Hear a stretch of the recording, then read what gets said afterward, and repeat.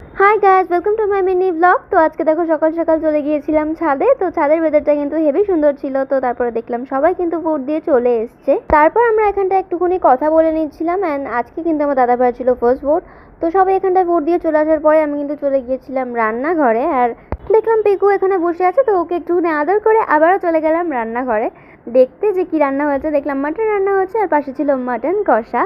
আর এখানটায় কিন্তু ছিল নিম বেগুন, যেটা আমার একদম ভালো লাগে না। তারপর পিকু সোনাকে আদর করে আবারও চলে গেলাম কিন্তু ঘরে। আর ঘরে গিয়ে দেখলাম সবাই মিলে কিন্তু মুভি দেখছে। তো তারপর আমিও বসে গেলাম মুভি দেখতে। এটা কি মুভি তোমরা যদি জেনে থাকো তাহলে অবশ্যই কমেন্ট সেকশনে জানিয়ে যাও। আর আমি না ভুল করে ক্যামেরাটা উল্টো ধরে ফেলেছিলাম। তারপরে দেখলাম খুব জোরে বৃষ্টি পড়ছে। অ্যান্ড তারপরে ভাবলাম কিন্তু যে একটু ভাজাভুজি কিছু হলে কেমন হয়।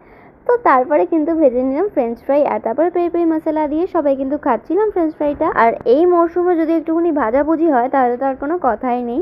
তো যাই হোক, তো তারপরে আমরা কিন্তু রেডিমেড বার্গারের প্যাটি অর্ডার করে দিয়েছিলাম। তো তারপরে আমরা কিন্তু বার্গার রেডি করলাম অ্যান্ড কোল্ড কফি রেডি করে সবাই মিলে এনজয় করছিলাম। তো বাই, ভালো লাগলে লাইক কমেন্ট শেয়ার করে দিও।